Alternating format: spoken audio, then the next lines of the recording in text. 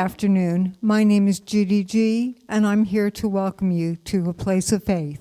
Today, we'll be speaking on the spiritual principle of possibilities.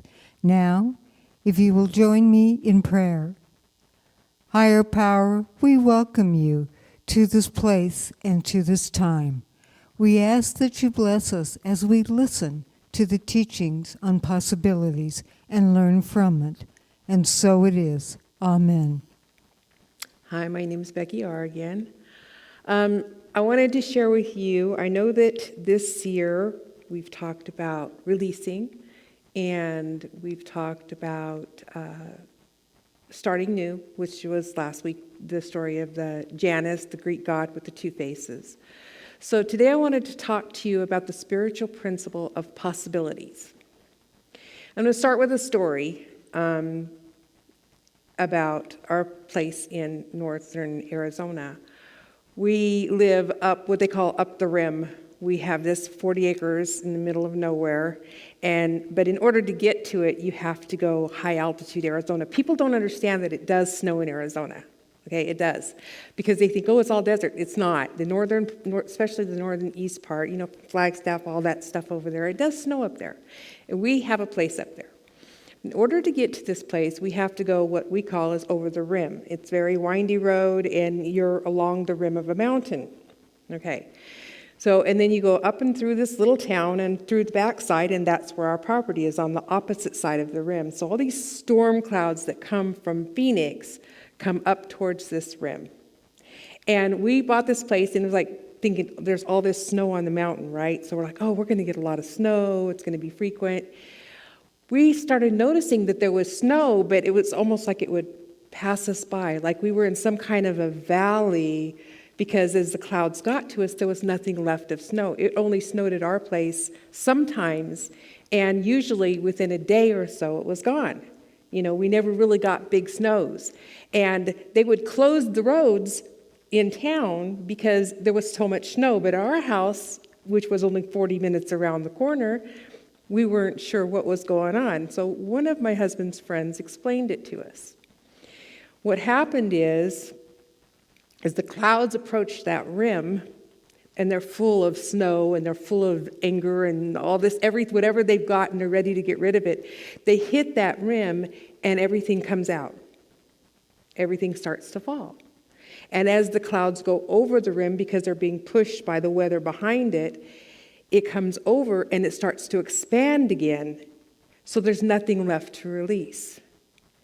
And I thought that was really interesting, because we lived kind of on the other side, and it was just like, there's the releasing. They let go on the other side, and now they're expanding into possibilities, right?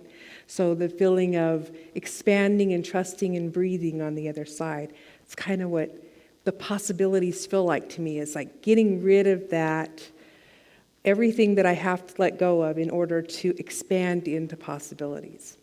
So possibility is defined as being able to be done within the power of capacity of someone or something, right? So being able to be done.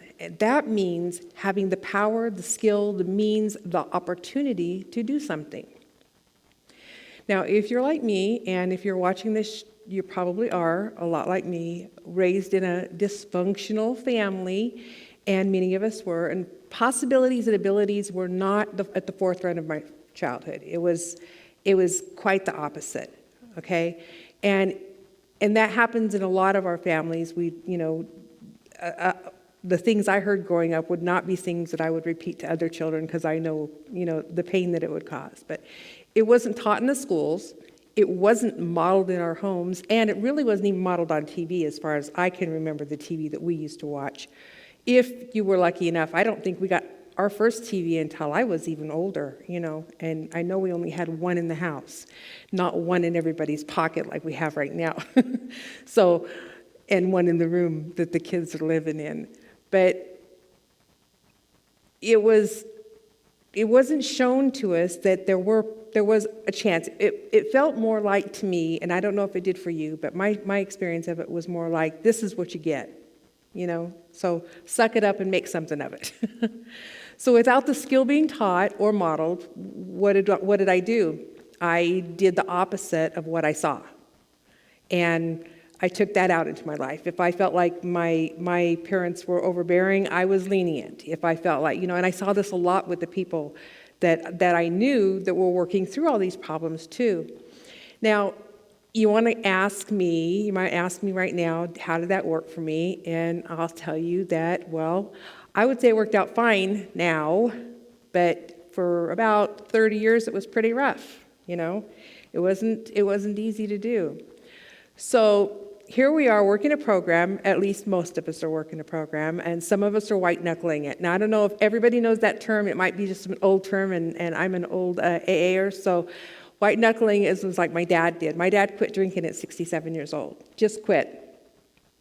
Didn't go to a program, didn't go to church, didn't seek other people that were trying to quit, just quit and white-knuckled it, held on and tried to get through that, right? What if there was a softer, gentler way, an easier way for everyone around us? And what would that look like? What would that look like for you and your family? And could we see everything as a chance to grow? A possibility, right? Instead of a challenge, turning it into a possibility. This came to me at the end of the year. We were doing a bunch of the end-of-year stuff and the release and the renew. And I thought, what if we took the challenge and said, I just took it out of my vocabulary and said, this isn't a challenge, this is an opportunity to learn. This is an opportunity to grow, okay? So we can use the skills we have, and we can resource the rest. Now, when I say resource the rest, I'm talking about you pick up those call lists, call people. There's meetings, go to them. Right now, because of COVID, get online and go to them. Reach out to people. Those are the resources. There are resources out there for everybody, and there's a lot more building up. They're really trying to support people through all of what's going on right now. And use our combined abilities to create our possibilities. Right now, I can tell you that the Community College of San Diego is giving free online classes. You want to learn something new? Take a free class. There's resources out here for everybody. Expanding happens in nature. We can do it. We are nature. We're a part of nature, right? So expanding can be for them and as well for us. So the first time I ever stepped into a 12-step meeting, I was just a kid, I feel like. Everybody told me they loved me. They kept telling me, oh, I love you, and I was like looking at them going, you couldn't possibly love me. I just met you. And one of the big things for me is love had cost me a lot. People did things in the name of love to me or through me or whatever. So love was a very painful thing, and when somebody said they loved me and they didn't even know me, I for sure figured they wanted something from me, right? And how could a group of strangers that didn't know me, that's the trick, they didn't know me, that's how come they loved me, right? That was my little twisted mind, my little trying to get out of alcoholism and drug addiction, going, oh, well, they don't really know who I am, that's why, how come they can love me? But you know what? That group of people knew me because they were me. They are. When you walk into that, who better to call me on my stuff, who better to know who I am than the people in those walls, than the people that are standing there going, hey, I've got 5 years or I've got 5 days. And they're not white-knuckling it, and they're using their resources. And they kept telling me, come back. And it sounds so cliche. I even remember then thinking, keep coming back, what does that mean? And that first 90 days was really hard. I did it a couple times, but it was really hard. And to listen to, it felt like everybody was saying all these little cliche things until I started believing it. And I acted as if, and now I call it what if. Because it's possibilities, right? There are possibilities. Even after relapse, there are possibilities. We can get back into it. We can find these resources. We can pull our stuff up one step at a time. So I put together a recipe for recovery and possibilities. Okay, everybody loves to cook, right? Well, maybe not everybody, but a lot of people like to cook. So in cooking, you have the two bowls. We're going to put in the big bowl, we're going to put in courage. Now, courage is not the absence of fear. People think, I can't be afraid, and that's how I have courage. That's not how it works. Courage is stepping out into it even if you're shaking. Courage is using your voice even if it shakes. And I didn't learn that till I was in my late 20s because I had really cut myself off from my voice, that I could talk even if I squeaked when I did, right? So it is the action despite of the fear. It's taking that first step. It's going to that first meeting. It's going to that first meeting over again after you've had a bunch of sobriety, and I know a lot of people that have years of sobriety that went back out again and needed to come back to their spirituality, needed to come back to their possibilities inside those rooms, and they had to come back through it. So we're going to add in some trust, and that's trusting AA. That's trusting those people that tell you, I love you, even though you don't know how they love you. That's trusting them, right? We're going to put in some humility and some accountability, mix it in there, because we have to admit where we went wrong. We have to admit our wrongs to ourselves and to someone else, because the secrets are what keep us where we are, and we don't want any more secrets. We're going to throw in a little bit of desperation because some of us got there. It was like, this is it or not. Things had to change. They had to be different. I could not end up the way that I was headed, on the path that I was headed on, and a dash or two of rock bottom. Some people have a pound of two of rock bottom, but for some people, they got lucky and they had a dash or two of the rock bottom. We're going to leave that all in the big bowl. Now, the amount of it is going to depend differently on everybody. That's why I didn't say a quarter cup or a half a cup. So it depends on what's going on in your life. But if you can mix that all in there, and then we'll take the smaller bowl, and we're going to put in some of the nesses. Okay, the Nesses, the nesses. Things like willingness. We have to be willing. We have to remember that we can't do everything ourselves. Even if we were Superman, we couldn't do it all ourselves. Okay? Superman had, of course, friends, right? Openness. Can we be open to the possibility that these people love us, that this group of people right here doing this love you enough to give you this talk and to bring you into their fold and give you more resources, okay? Kindness. We got to help other people. We got to share our story. We got to sit and listen and understand, and even if we don't agree with everything they're going through, that's their stuff, and they have the right to have it just as much as we have the right to have ours. And gratefulness, knowing that I'm not alone. I'm never alone, even if I'm in a room alone. And I didn't find that out until I was 36. I really didn't know that I wasn't alone. We're going to add in a dash of service in the bowl, of course, because you got to get out. We got to mix all these up together, okay? So we can add those two bowls together, and if we're lucky, some of us are, we can add in the options of we have some family, maybe some family that's been through this healing. Some people have to let go of their family and their friends. We can add in some friends, some nature maybe. Maybe we feel at home in nature, meditation, all these other little things, church, people, spirituality, okay? We need to mix it up all together with some frequency, some time, some stability, some support and sponsorship. Not only just getting a sponsor, but when you're ready, being a sponsor, because I almost learned more from being a sponsor than I do when I am sponsored. It is really a powerful place to be, to ask your sponsor about a sponsor you're working with and work through things with your sponsees. We're going to bake it all up to make it stick, and we have what we want, a beautiful birthday cake, right? In sobriety. So what if the world was for you or me? What if every step we took, we knew there were possibilities in it, that we could succeed in it? And if it wasn't a success in the way we thought it was a lesson, which is a success in a different form. We found out what we didn't want, right? What if we could live from there? What if we could breathe that in, just living from possibilities, like that beautiful meditation. Let's live from the possibilities, the place where we are. Everything is possible. We're expanding, we're trusting, we're breathing freely, We're going with the flow, and we can release and let go of the snow on the other side. Just let it go.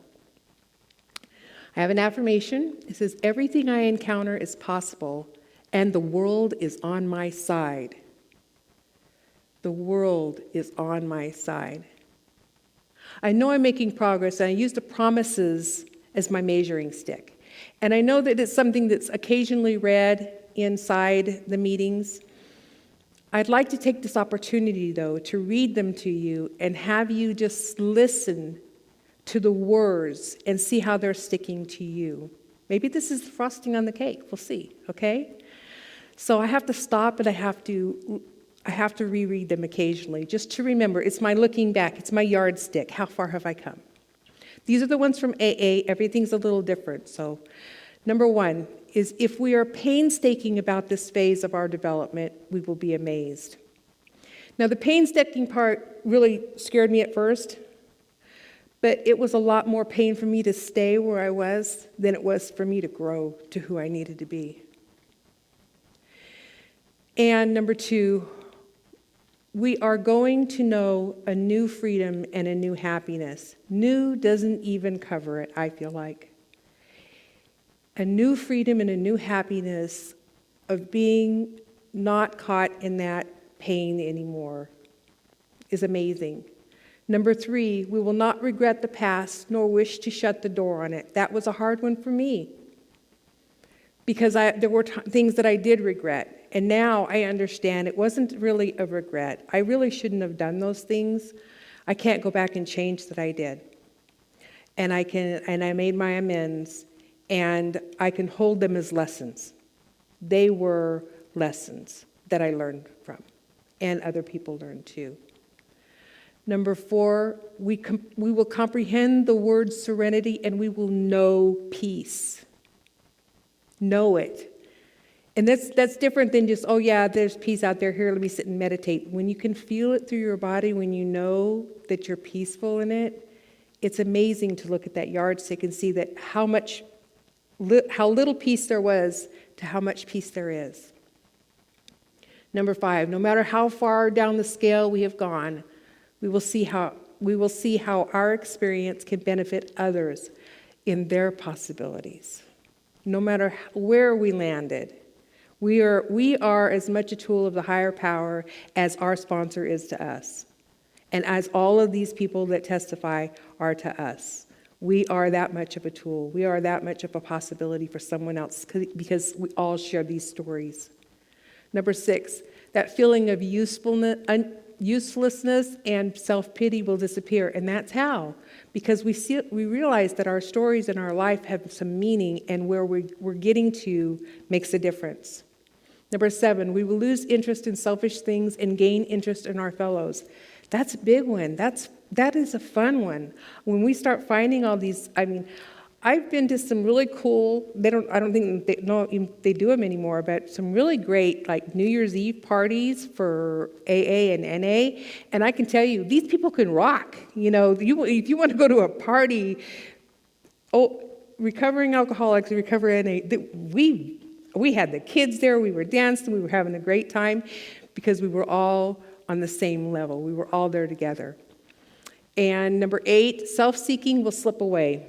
We learn that it's the community, right?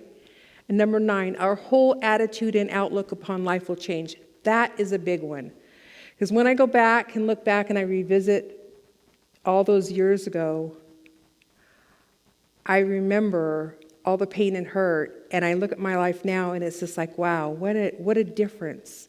And I imagine 20, 30 years from now, what I'll be looking back on now. So number 10, fear of people and of economic insecurity will leave us. I was really afraid of people because people, to me, equaled pain. I thought that's where my pain was coming from. And, we live and we learn, right? But I was very afraid of people. Number 11, we will intuitively know how to handle situations which used to baffle us. This is a fun one because someone will come up and ask you a question or something, and you'll just answer it, and they're like, was that me? Did I say that? I didn't know that was even in me, because before I would have went, well, I'm not really sure. Let me think. Let's go ask so-and-so, And number 12, we will suddenly realize that God is doing for us what we could not do for ourselves. Every single time I say that one, I cry, because God all along was doing things for me. And once I started acting in knowing that, and I knew that I was never alone, that God was with me, my whole life changed. And it goes on to say that are these extravagant promises? We think not. I know not. They're not extravagant promises. They are fulfilled among us, sometimes quickly, sometimes slowly, and they will always materialize if we work for them. Okay? So what if just for today, because that's all we have, we accept that the world has got our back and that we have ahead of us infinite possibilities. Anything is possible, folks. What could you or I do with a life lived where everything is possible? So that affirmation one more time, in case you want to write it down, is everything I encounter is a possibility, and the world is on my side. I will leave you with this quote from Thomas Merton. You do not need to know precisely what is happening or exactly where it is all going. What you need is to recognize the possibilities and the challenges offered by the present moment and to embrace them with courage, faith, and hope. Now, I want to say thank you for baking me my birthday cake. Today, as you're watching this, I'm 23 years sober. And I thank you for joining me in this moment. Let's pray. Father, Mother God, we thank you. We thank you for our time together.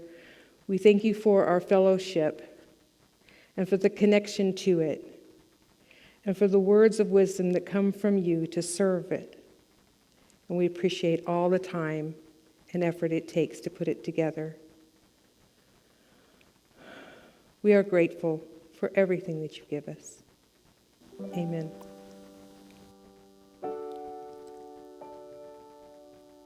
Please join me in this moment of quietness.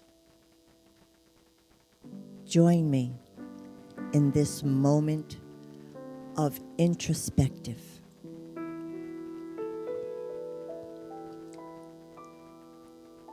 Inhale, cleansing, cleaning, energizing, loving breath.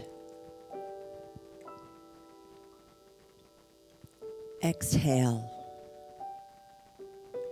energizing, love.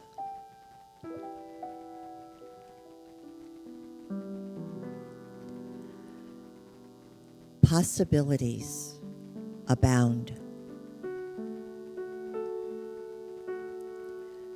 This is the first day of the rest of your life.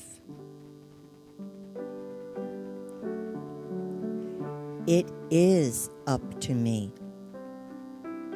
It is up to you. But we don't have to do it alone.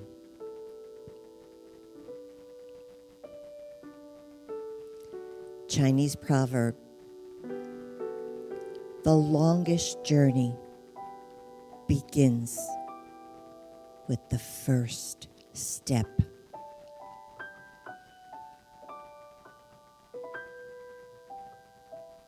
Take the first step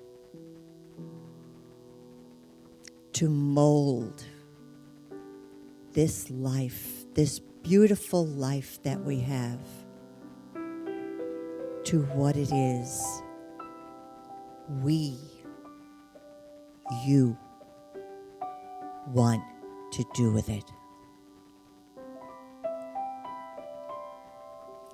Possibilities are all around.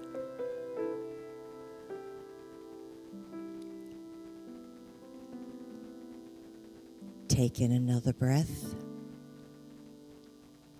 Reach down deeper deeper to within that light that we have glowing. That light that's excited and questioning and wanting to come forth. Let it burst forth. Let the love and the glow that you've been holding on to come forth, share, embrace all the possibilities that are out there for you.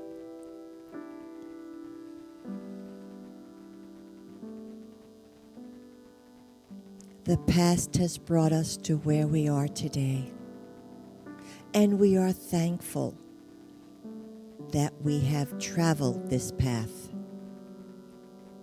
because it brought us to the awareness where we are now. Spirit is with us at all times, guiding us, supporting us, loving us. We are not alone.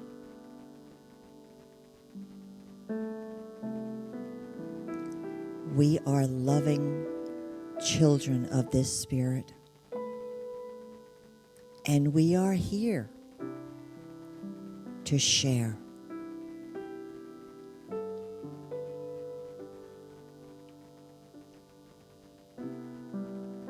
Embrace this thought of all the possibilities that are there.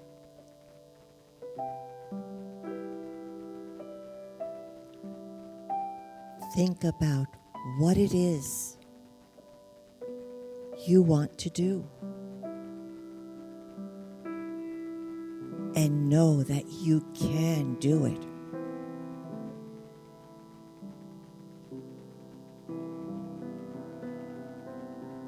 Breathe in. Feel this energy, this commitment, this strength that you have to achieve any goal or idea or dream that you have. You can do it. This is the time. Take that first step.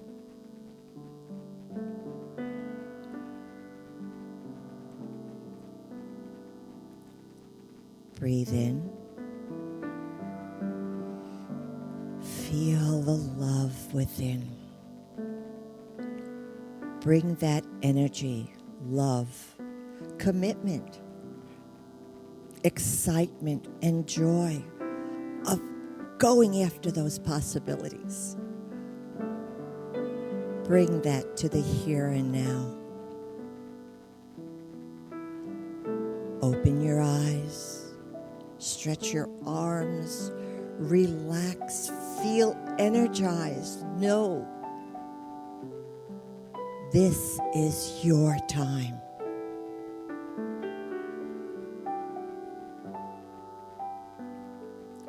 Breathe in.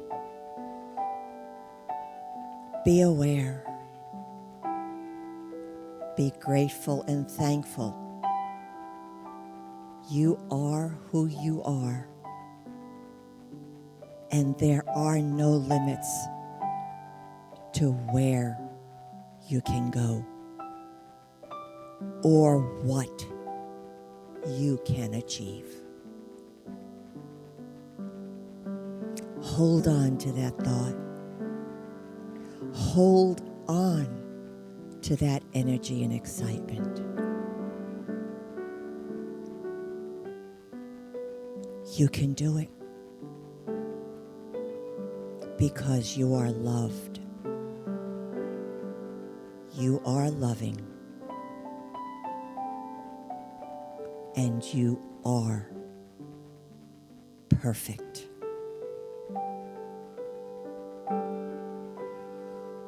Have a wonderful week. Be blessed. take that first step.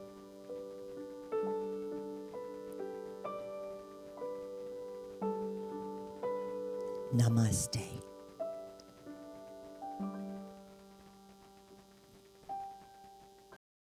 Thank you for joining us, and let's stay connected and grow in spirit. We are on Facebook. Search for Unity Church of El Cajon and follow us and like our posts. You can reach us on YouTube at Unity Church of El Cajon. Please subscribe to our channel, watch our videos, and leave comments which can help us improve. We are on the web at unityofelcajon.org. Email or call our church office to receive our weekly newsletters, which lists all of our activities and opportunities to learn and grow together.